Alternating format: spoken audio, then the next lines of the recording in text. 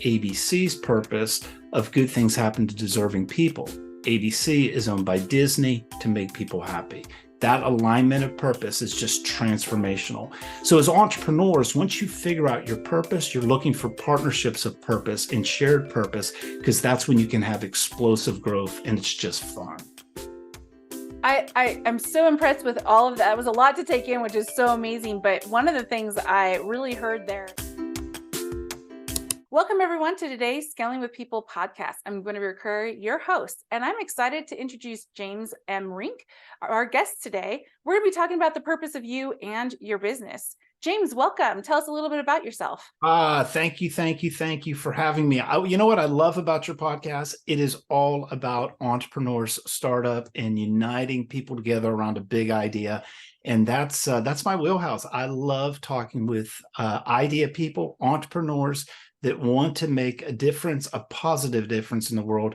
And that's really what Purpose of You is all about. It's helping entrepreneurs and businesses figure out purpose. What does purpose mean to you as an individual, and how do you live it in your business and build cultures, businesses, teams, and a great audience, all built around your purpose?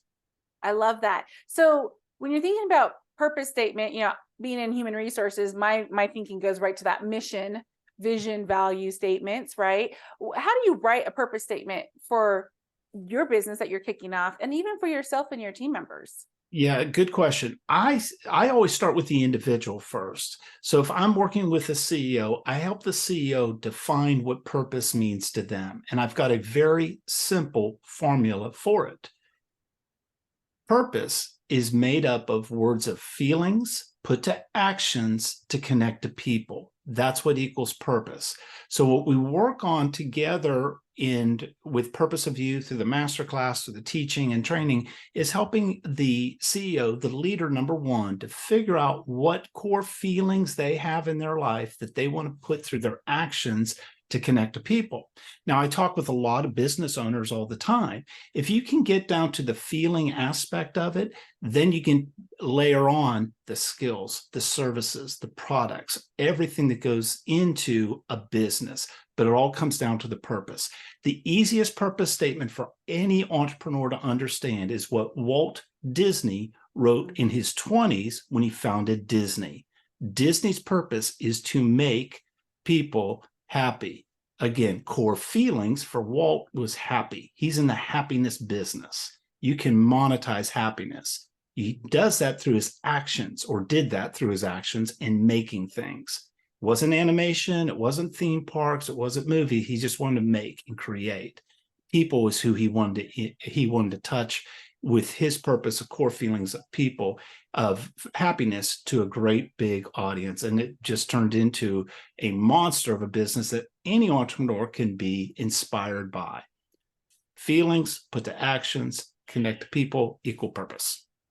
I love that.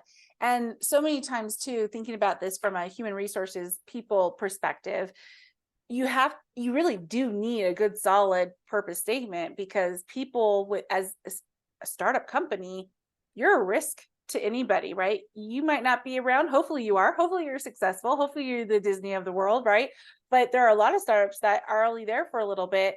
And it is a risk for people to choose you over a more secure, long-term, bigger company. So having a purpose that they can get behind, one, they understand what their goals are, right? They understand what they're doing, why they're doing it, but they're also fully invested in your purpose and helping you grow your business.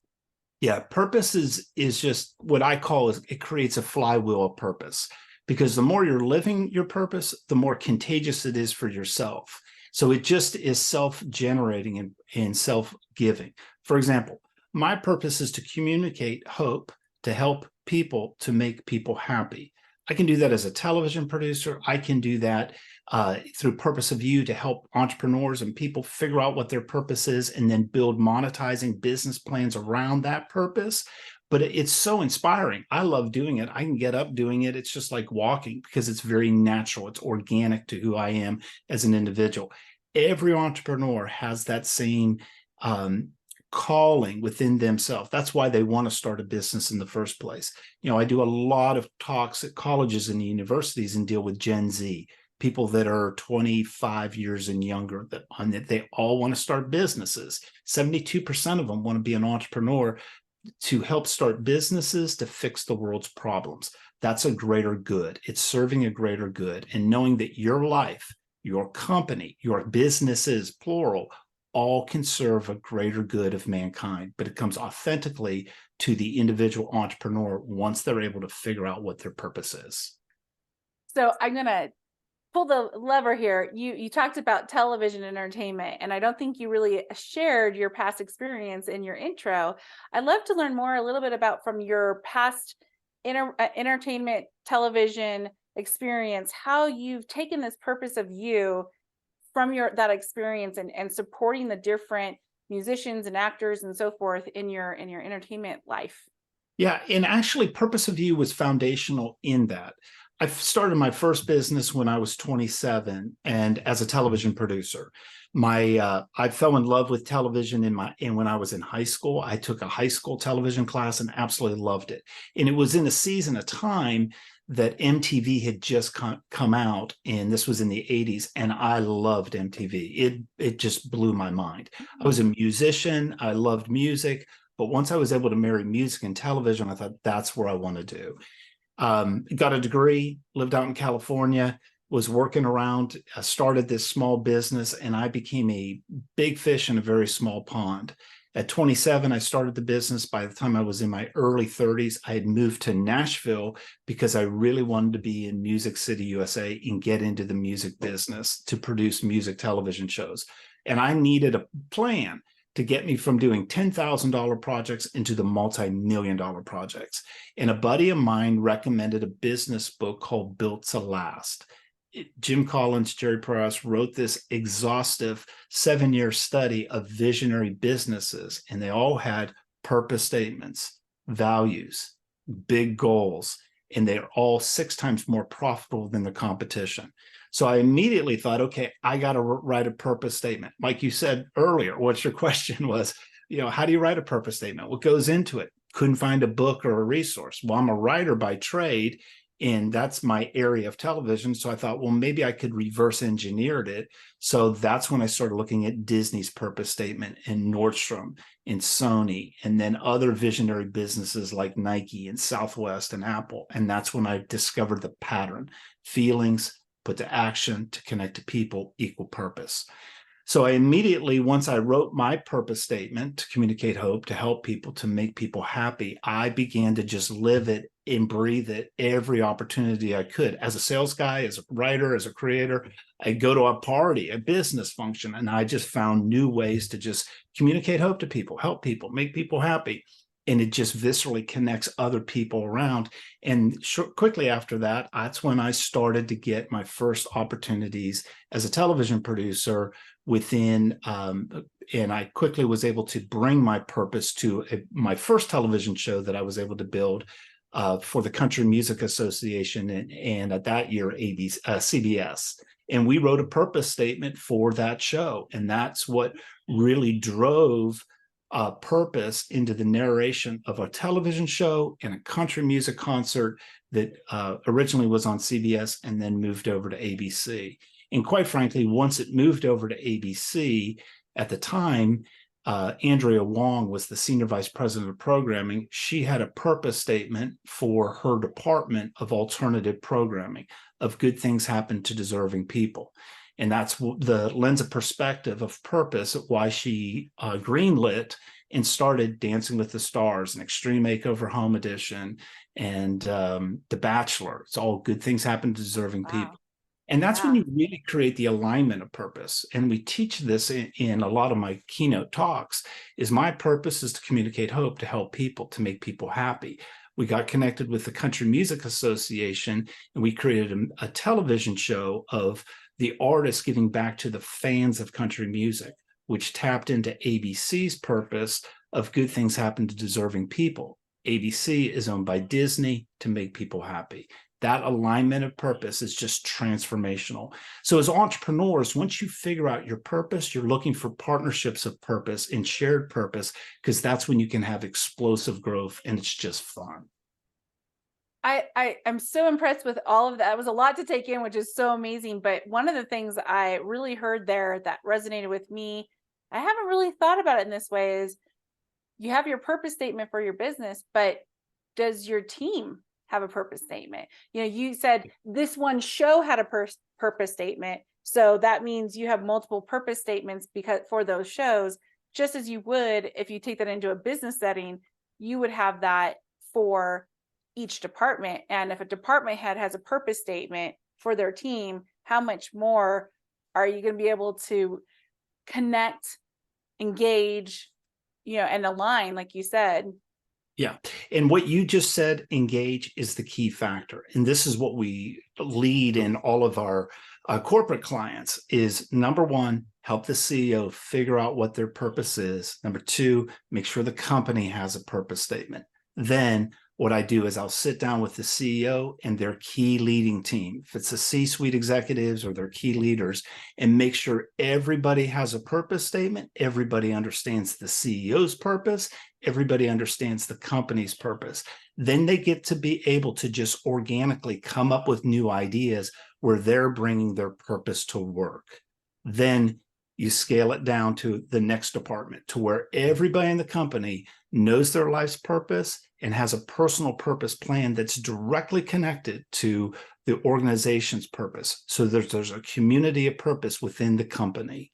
As we're in this disengaged society right now, Oh, yeah. what we're losing in revenue for quietly quitting and people resigning and all the tension that people are going through return to office, dramas and everything. It's like, hey, if people are going to come back to work, let's give them a purpose, a reason to show up at work more than just making money. Because what we've learned and built to last is companies that have purpose are more profitable than the companies that just pursue profits.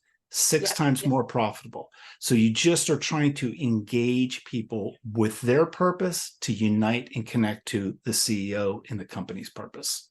Yeah, that makes sense. So, question for you, dealing with your customers and working with these founders and CEOs, diving into the point where, okay, CEO has their own personal purpose.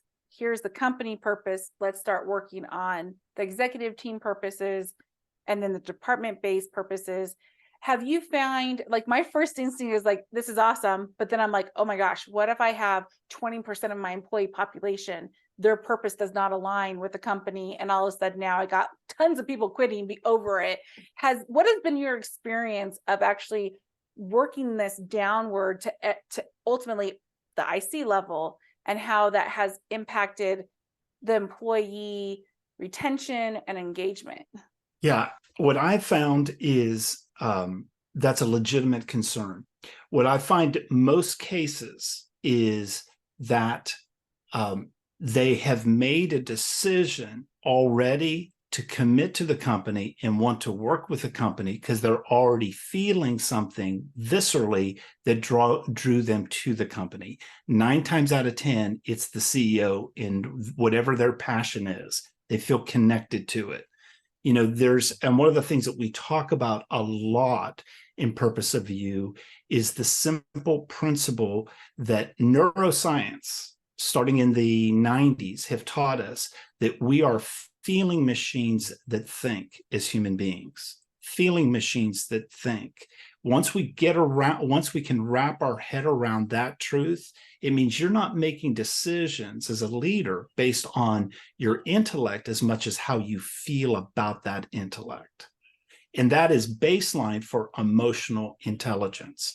As we increase artificial intelligence that has no feelings, that does not have a soul, does not have empathy, the more we need to increase our emotional intelligence as leaders. The more people feel connected to the emotional intelligence and the feeling aspect of the purpose of the leader, the more they're just engaged in it all the more. I love how you brought in the AI, because obviously AI is definitely trending upwards. We've been dealing it for several months now, even more than that, right? AI has been around for what they were saying 20 plus years. It's just finally been a conversation at everyone's table, right? So how do you see, you said, obviously as it continues to grow, we need to continue to grow our EI, emotional intelligence. How are you seeing your clients and founders that you've been working with? What are some of the things that they're struggling with that you wish, like, man, if I could just like, sprinkle my wand and make it magically be an obvious thing for them and they get it. What is that? What does that Yeah. look like? What are the things that you see people struggling with? Yeah, well, clearly, when I speak and deal with CEOs, there is a massive pain point with disengagement in the workforce. And there's certainly, once we hit COVID and quarantine, everybody's world changed.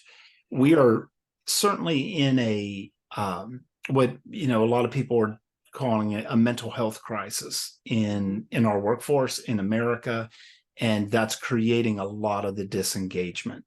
And what I've figured out is the more you can help an individual figure out their purpose and that they feel connected with living their purpose at work, it just builds not just engagement, but health and well-being. So it gives the opportunity for people to have a better life and feel better about themselves because they have a sense of purpose. I was reading a statistic from Harvard the other day, especially dealing with the 18 to 25-year-olds, that there's an increase in the feelings of depression and anxiety. Well, 70% of those people are saying that they feel like they don't have a purpose or meaning in their life. And of course, they also have loneliness and other pain points like concerns about finances. The good thing is you figure out your purpose, you obviously take away that pain point of the individual, that they do have meaning in their life. Once they figure out their purpose, it takes away that pain point. The loneliness factor is real. People are suffering of loneliness. But if you're living your purpose, you've got feelings that you're connecting with people through your actions. You can't be lonely if you're living your purpose. It forces you out of your shell. And then third, knowing the fact that we said earlier from the data of Built to Last, purpose-minded companies and individuals are 6 times more profitable. You're going to make more money eventually. You just got to be focused on giving your core feelings to others through your intentional acts of purpose. That makes complete sense. And I even have recently read where there's, and I apologize for not knowing the article off the top of my head, but they did a study on the Gen Z and do they want to go to the office or not? And more often than not, they do, because they don't know what it's like. They started working during the pandemic. They haven't ever had that experience. And it goes back to that loneliness, that community, the camaraderie of like, hey, let's just grab a beer after or go bowling or whatever it is that suits you, right? But there's not that interaction and engagement, and the loneliness factor is definitely key. And I love how having that purpose, it's what gets you up in the morning. Yep. For me, I created Guide to HR because I want to help my CEOs and founders be able to be successful, make the right decisions ahead of time from a people perspective, so that they're not then having all this drama and trauma and chaos when they're trying to grow their business from 50 people to 500 people. And that's what lights my fire. And I can just see as you're talking about this, I'm just like, oh my gosh, this is exactly why I love getting up every morning and helping my founders. Yeah, and what you just said is really the $1 million word for your business, your life, your career, is you love to help people. Help is a feeling, and it's also an action. So it really has a very profound word, and I use it in my purpose statement, to help people. And I would venture to say that's what's just organic about you. This is the first time you and I've met. Right. But Yeah. I guarantee you, if you talked with your loved ones, your families, your friends, if you have a spouse or a partner or your children, they're going to tell stories about how you just organically went out of the way to help them. It's part of your DNA. When I was a kid, our parents would say, find something you love to do and build a career around it. Great advice. But as we're in this emotional intelligence industry right now, or leadership style of purpose, it's really about figure out your feelings and how you want to go give those to people. What feelings do you love to feel? Because if you can identify those, whether it's in sports or in hunting or the things that you love to do, I love to go to the beach. I'm a surf bum. So if I'm not surfing, at the day of the beach, then I'm out scuba diving. Well, what do I Nice. love about it? Well, honestly, what I love about the beach is I can sit in silence and I love to listen, communicate. I'm hearing the ocean roar. I love the communication of it. When I'm there and I'm in the water and I'm around the sun and the sea, it gives me hope and inspiration. These are all the feelings that I love to experience and I love to give to other people. Now, the truth of the matter is I figured that out in my 30s, but it was really defining moments in my life when I was in my teenage years that really made me understand my relationship with my father and what I got from my relationship with my father and the hope he gave me through very, very difficult, challenging times in my teenage years, as well as helping me out, and which eventually made me a happier person. Those are the core feelings: hope, help, and happiness. So like you love to help people, I love to give hope, help, and happiness. And I'm hoping I'm helping your audience today. How's that? I love it. I love it. And I know that we both are in the Vistage world. And I think that's another thing that like the Vistage world platform is all about, is helping you understand your past and the decisions you're making today and why you're making them. And I think that all ties into this purpose statement. So just wrapping it up, is there any last tidbit you want to throw out there as we wrap up for today? Okay, the best tip I can give CEOs is simply this. Number one, understand that a lot of CEOs don't like talking about their feelings, and that's okay, because your human brain, if you're watching this, is I've got my fist up. Your human brain is my fist, let's say. The limbic side of it is where my thumb is. It's where all of your feelings reside. Your happiness, joy, peace, passion, all of it's in your feeling side of the brain. That's where you feel it. It has zero language capabilities. There's no words there. That's over where my fingers are, in the neocortex. And our emotional intelligence is trying to connect these two very different worlds, and understanding that you make your decisions by how you feel about knowledge. You are a feeling machine that thinks. That's baseline for emotional intelligence. And it's important because that's how you can make visceral connections to your employees, your customers, and your clients. Because as you help them feel something positive evoking from you, that builds trust. It builds loyalty. It builds engagement. The best way to figure out the feelings you love to feel is just answering this one simple question. I learned this from one of my mentors, Mr. Rogers. Mr. Rogers, if he was sitting here talking to you today, he would go through this exercise where he'd say, you're a business owner. You're successful. You've accomplished something. But the truth of the matter is, there's obviously people who loved you to allow you to be who you are today. Could have been a coach, could have been a teacher, could have been a grandparent, a mother, a father, an aunt, an uncle. We all have people who've loved us to allow us to be who we are today. If you can think of those people and then think about the moments in time that you shared with that person, what were those experiences? Then figure out simply what feelings do those moments in time evoke. Again, we're tapping into feelings in the limbic side of your brain to connect to words so that you can feel it. If you can figure out three, four, two, how many, basic feelings you feel, those are your core feelings. Just like we were able to identify with you earlier, your core feeling is tapped into helping people. People can feel helped when they need help. That is core feelings. Begin to give those feelings to others, and you begin to feel the flywheel of purpose. Purpose is nothing more than giving core feelings through our actions to connect to people. You begin to do that and watch people engage with you in a new way. Start out with your friends, family members, and begin to expand into your clients, your customers, and your employees, and watch your business transform with engagement and new productivity and new profitability. Great advice. I have no words to wrap it up other than thank you for being on the call. Thank you, listeners, for your time. I hope you got as much as I did out of this. This was fabulous. Probably could talk to you for hours, James. So thank you so much. Thank you, and connect with me. Follow me on LinkedIn and all of my blogs and articles. And if I can help out your company, just reach out to me at purposeofyou.com. Thanks, James. Thanks, everyone. Bye. Thank you.